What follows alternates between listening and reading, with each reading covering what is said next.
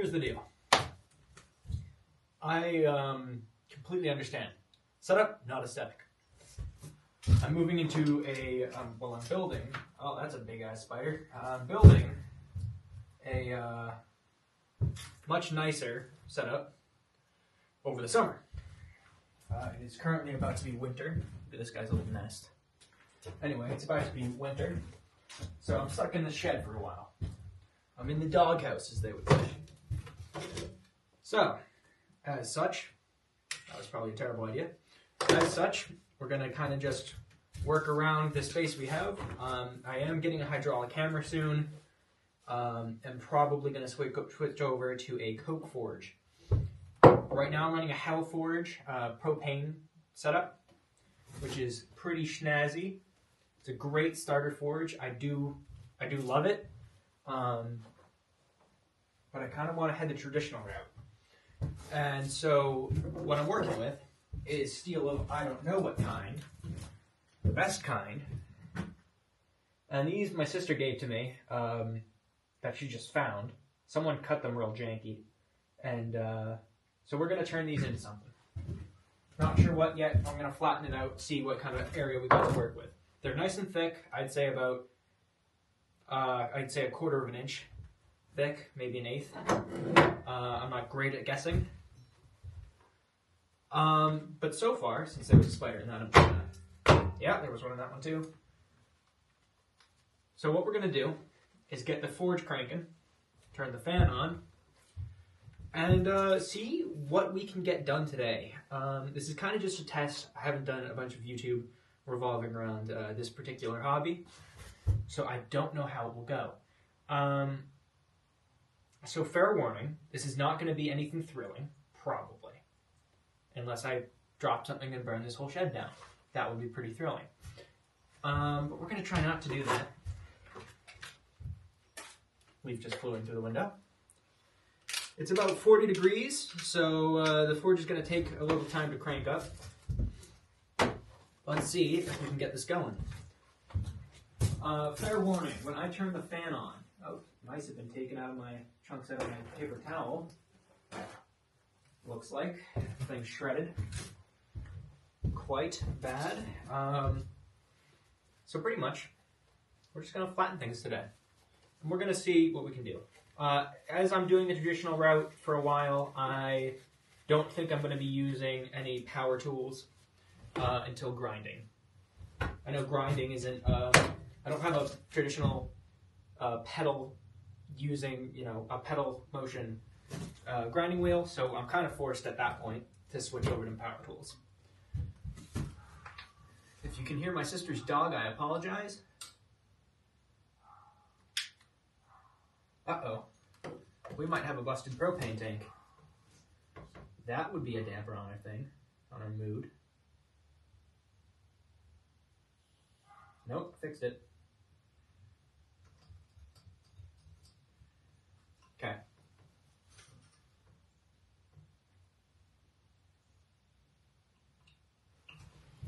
Let me just figure out, okay, this way. Sorry about that. I swear I've done this before.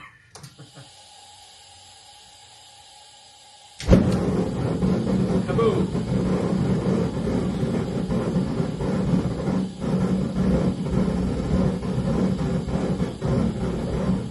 So, now we have that going. I will warn you, if your propane tank clicks like that before releasing gas, and I don't know why it does it, but in my experience, it's going to build up a lot of pressure and then go bang like that. I didn't expect it. It still scared the piss out of me.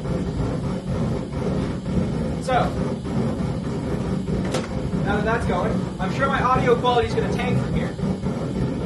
I'm sure of it. However, I do have this fan that's going to make it even worse. So, I have a little audio reading here that says it sucks. So we're going to move this over here.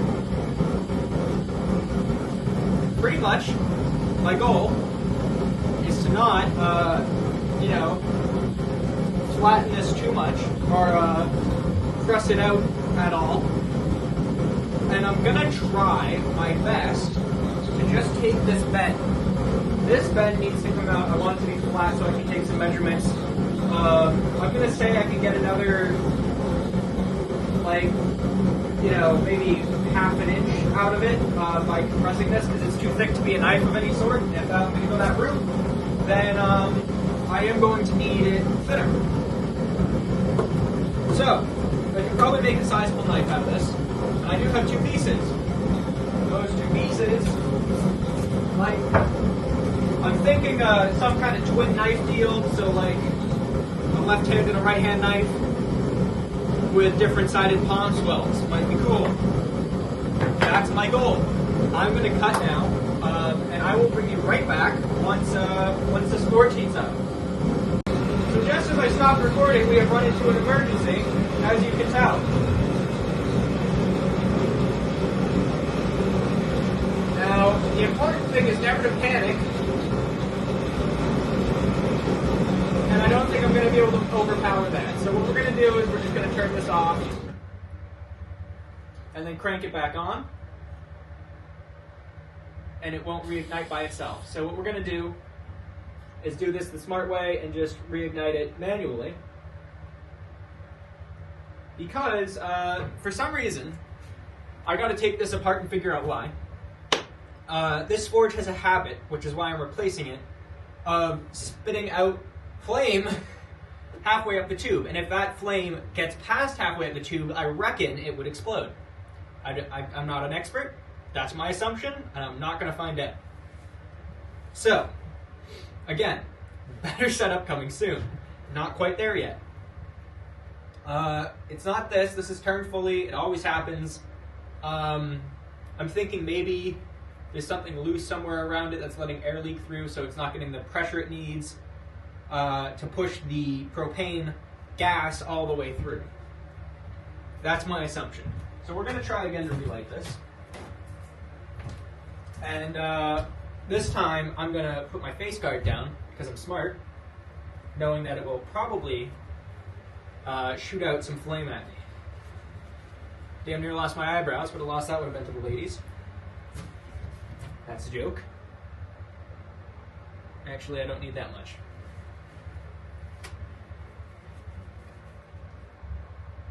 Okay. Let's give this a second whack. Why don't we? Alright. That's open. Is it too open? It's too open. It's been a minute since I've been in the forge, to be honest. The last time I was working on a project for a friend of mine.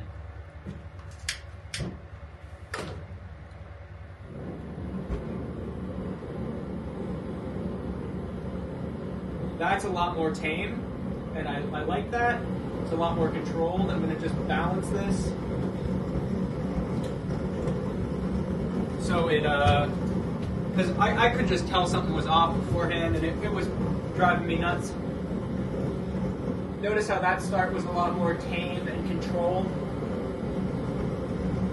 I think we had some propane buildup that made it do that, and that's never a good sign. So it's always best, if you're trying to start this at home, to really just cut the gas. Try again. Always check your propane tanks, number one. Because what a shame it would be if I blew up my setup, you know? So, now I will cut again, and we're going to wait until this heats up enough. I'm just going to show off what that looks like in a minute, because it is really pretty. Again, always wear your equipment, because shit like that can't happen. Okay, so I've turned up the fan a little. Get some of this fumes going out from that first light. And also it's going to keep it nice and room temperature, because it's cold outside, it's warm in here. We want to just somewhere in the middle. Now, the hotter it gets in here, the easier it is to get things up to temperature and keep them at temperature. However, I am wearing a sweatshirt. I am wearing a whole, leather getup. I'm not trying to overheat. So we're just gonna pop these in. I do have to forge myself a new pair of tongs, because these don't close nice anymore. So if I drop something, that is why. This is actually a terrible way to do it. I'm actually gonna do this. Pick it up like so. Parallel protection on. And I'm just going to position that right by the first jet. And we're going to wait. We're going to wait a good while for that to get up to temperature. Again, this is a Hell's Forge 2-burner design. This is my first propane forge. I've had it for a few years now. My only issue with it is that, again, probably my own fault, but that the second burner does spit flame sometime and has lower pressure than it should. I can probably fix that, probably my own fault because it was my first forge, but just keep that in mind when shopping, that, assembly error does happen and you can't always blame the company. Ethics and such. Okay, so this is what we're looking at. It's starting to heat up. We're getting that red hot, nice orange glow. I'm going to leave it in there a little longer because it is very thick. And so what I want to do is, it's important to remember that as I spread steel from one side, we take off. So we're contracting steel on one side and we're expanding steel on one side, and that's what's getting it straight. This is important to remember just because if we don't allow that steel to expand on one side, well, we're going to end up breaking it, which is not great. So we're going to avoid that. I'm going to pop it out. So now that we're getting there, set my camera back up. We need to see what we're working with. Now I'm going to do some unconventional stuff and just see how solid this steel is. It is nice and hot. Now, something to remember is that you'll see as I touch it to my cold anvil, it's going to cool rapidly, right? We're going to lose that glow, which is not ideal. So what I'm actually going to do is let the anvil heat up a little bit. You see it's already losing its glow. But what we're going to do, oh, that's just paper towel, it scared me, is, well, let's see. Unconventionally, you would put it, usually you'd have a tool for this. Again, all my tools don't quite fit properly. So what I'm going to do is very unconventional, and I don't recommend you try this. I'm going to hold it like this.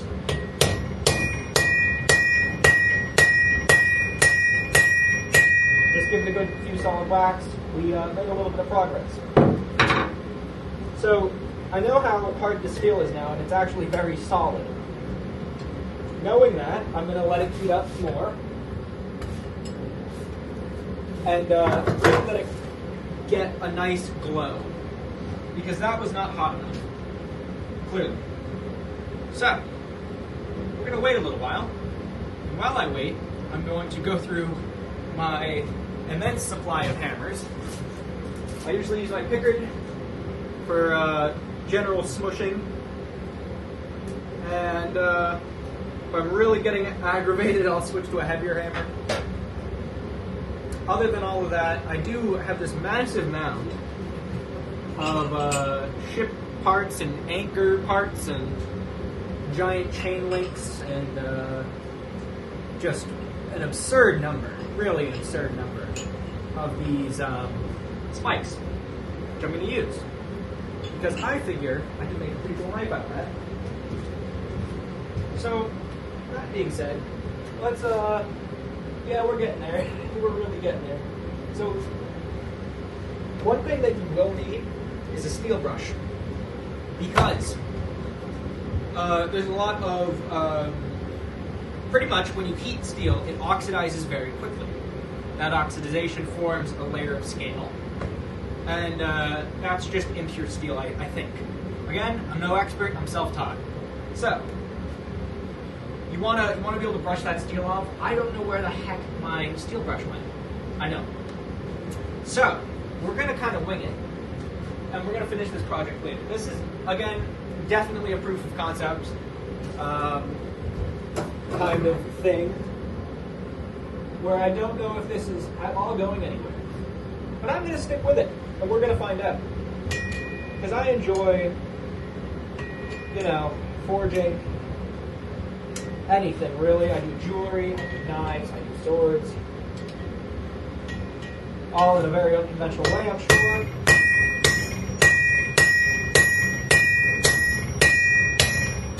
So we're getting some wiggle because, again, whoever cut this did it very sloppily.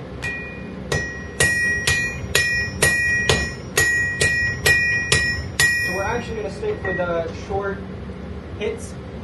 And so what we're doing is we're spreading the steel on one side.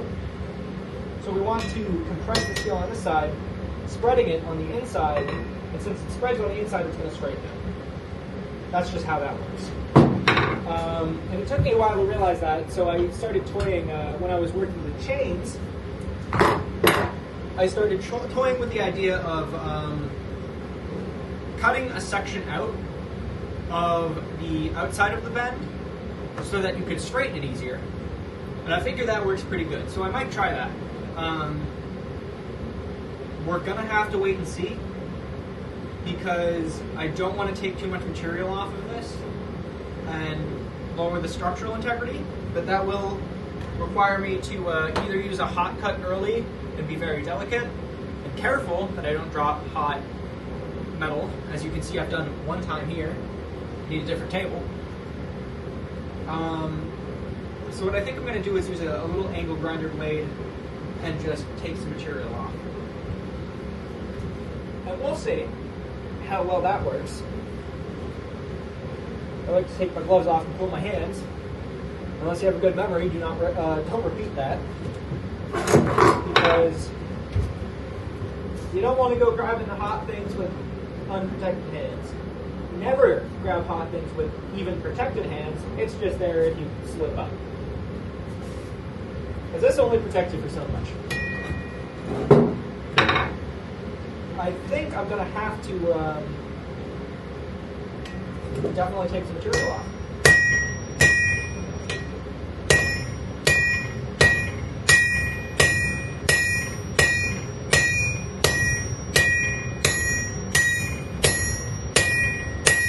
Note to self, I'm sure this sounds terrible for you guys.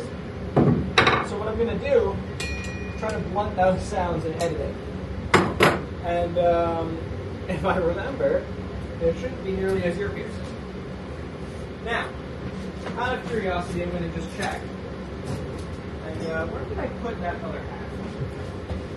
Ah, here. How much distance have we really made? A little bit. We made a little bit of distance.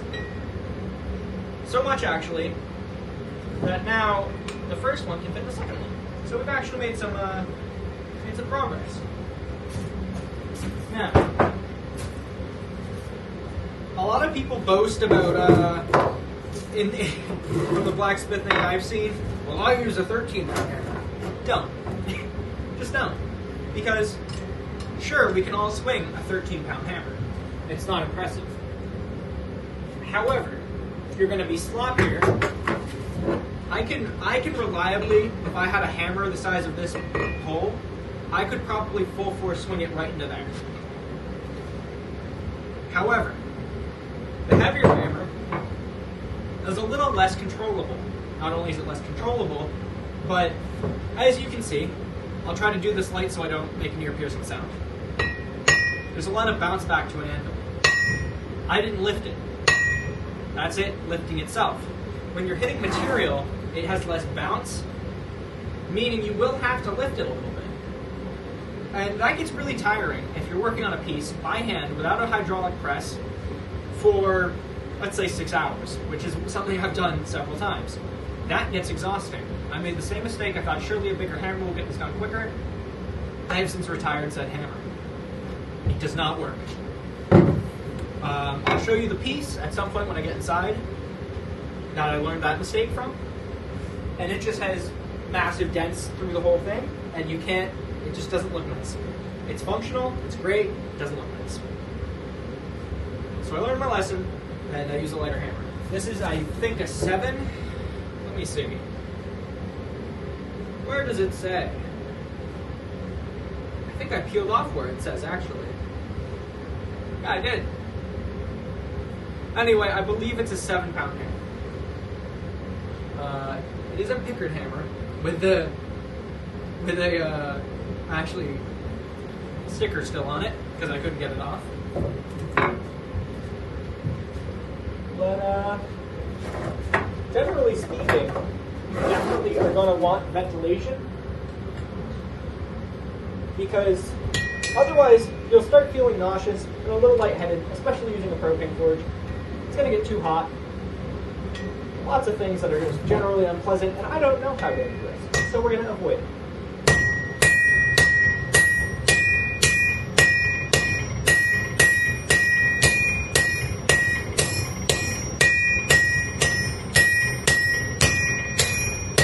Now that these legs are spreading out, we're actually getting much more progress because it's getting more force straight down, is not going directly into the anvil. Because the legs are splayed out, you'll realize it gets a lot easier from there, because if they're straight up and down, there's no outward force, it's all downward force, if that makes sense. So what am I doing? Just things I've learned. Again, this is a proof of concept. I'll probably, in the future, be scooting through this a lot quicker and trying to make this some more shorter form content with more getting done. This is kind of just a video of, it's my first one. These are things that I know. And, again, any comments from people who do the same thing, I would love to read them. Feel free to leave comments if anyone even sees this. But I would like to do this full time. Right now, I'm selling things that I make, making a little profit here and there. But I definitely want to do this as a career. It would be very cool if you could subscribe, drop a like, maybe a comment if you know anything about the subject. If you don't, if you just like watching people pound on metal for ages, I get that too. But definitely anyone smarter than I, anyone more experienced than I, feel free to, even if you're not, suggestions, welcome. I'm always down to listen and try new things. As long as you're not trying to get me to do something stupid like blow up my forge. That's less welcome. We're actually going to grab this leg.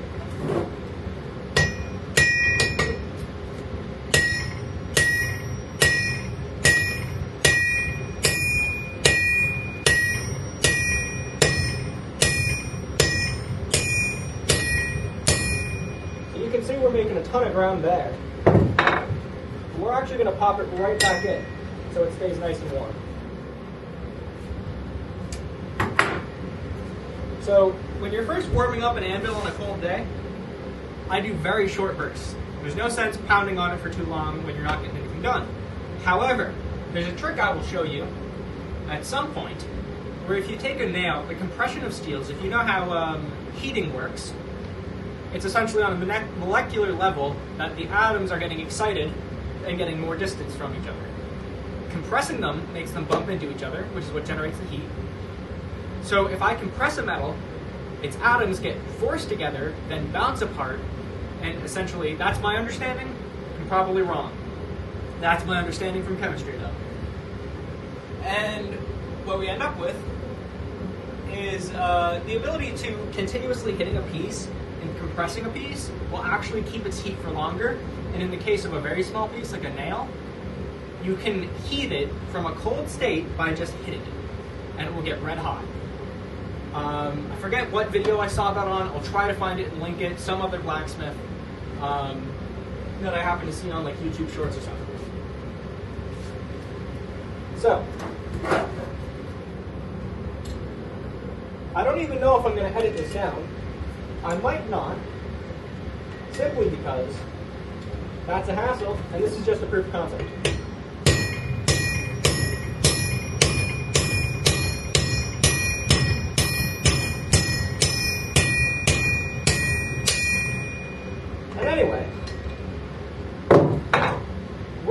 very close here. So what I'm going to do is something a little sketchy. I'm going to grab it by the end, I'm going to hold it like this. And the reason it's sketchy is because, again, my palms are a little bent. So they slide. Which isn't great. It's very much not ideal.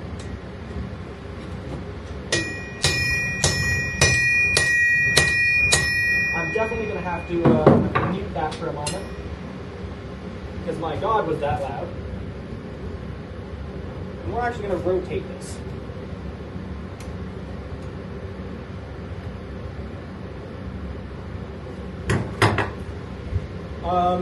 So I guess what this is a beginner.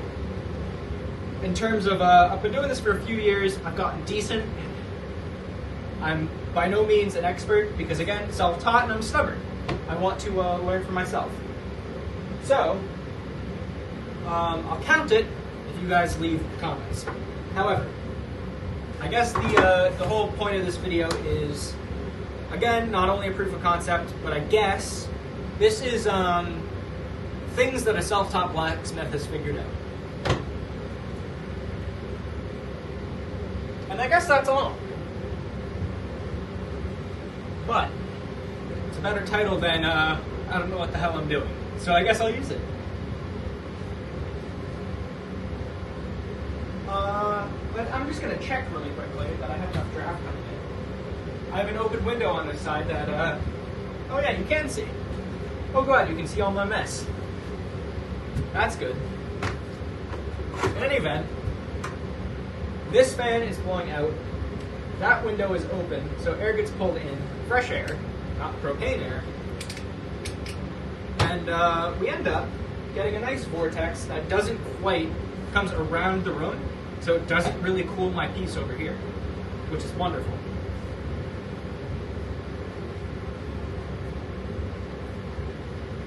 Now that it's getting flattered, it's not so close to the flame, but the whole point of a forge is to retain heat. And it's doing pretty good at that. I am going to need to apply, so if you get a propane forge, you need to apply a layer of, I'm going to put the symbol like that. You're going to need to apply a layer of paste. This self-mixed paste. It's pretty much just thermal stuff. Keeps the heat from burning the outside of your forge, keeps the heat in. It's just insulation, is the fancy way to put it. That can burn when your paste cracks, so always replace it. So I'm going to flip it again. And now that it's mostly off, it shouldn't heat so quickly.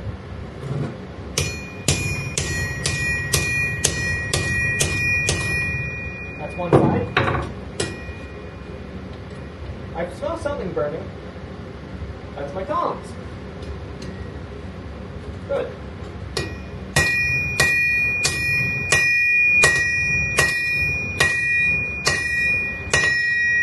Some very precise hits there. And we're just going to heat up this section. So the beauty of propane forge is you can really focus the heat where you want it the most. The downside is, the reason I opted for an open-ended forge is so I can work on larger pieces like katanas, long swords, things like that. The downside is that you can't heat the entire blade evenly, which is a real bummer. But even in coke forges, what you end up with is a hot spot, which is directly under your air intake usually. So the way I had my first forge set up is it had a hole in the bottom where air would get pumped in, or sucked through, excuse me. That is your hot spot. So I guess it's the same as a coke forge. It's just less organic, you know? I really, really would love to do this as a completely old school kind of thing. But at the same time, I do want a hydraulic press. Sure, I can make one look organic, do some of the work on it myself.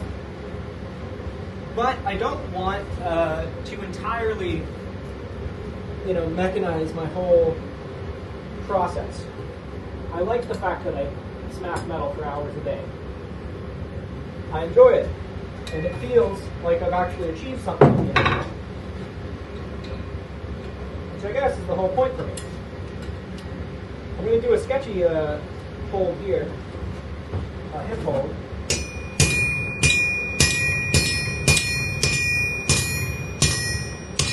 see all that slide coming off? I'm not sure if that's what you would call it. Like I said, sketchy hold. But essentially, again, that's oxidized metal. I'm going to do it again because I don't learn from my mistakes.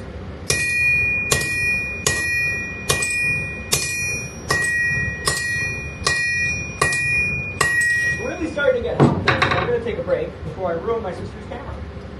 But you can see that in this short period of time, of what?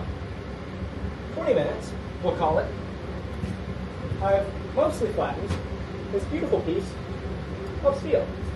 What is it? Again, no goddamn clue. You're asking the wrong guy. I typically work with higher end steels, and so I'm used to really, really tough, dense stuff. However,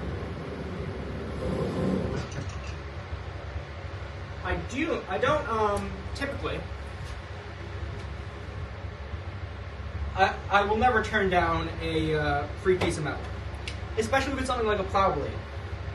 So my neighbor, who I will not name, has been giving me things like plow blades, railroad spikes, just different crazy huge pieces of metal. So shout out to him. Okay, so real quick, I'm going to turn this down. Not off, but down, so you can hear me. Today, same day, it's my first, I'm just going to take this, I'm going to throw this at the end of the video, probably. That's just a time lapse, because why not? Of me flattening out the second piece of steel my sister gave me. So we're going to do that. I've already had the forge preheating.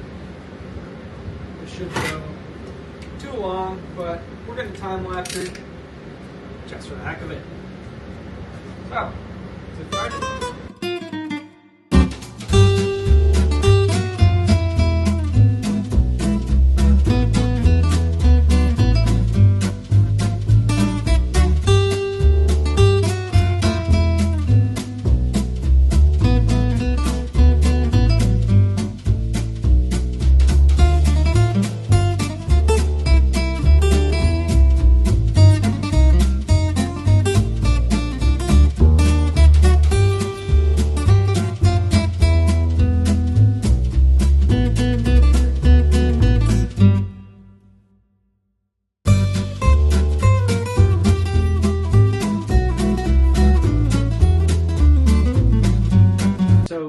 All we've done so far, I'm going to post this as is because, again, proof of concept. So all we've done today, I got to take this little notch out of this one piece. This one's nice and flat. This was our first. This was our second. I think what I'm going to do is make 2 boot knives out of these after I flatten them out. So next step is really smushing these down, making them a longer, thinner billet. And yeah. Please stick around, like, subscribe, do all that good stuff. Whether you're here for, the learning curve or you just like watching me smack some metal, I really don't care. If you're enjoying it, please drop a like, subscribe, all that good stuff. All right, peace.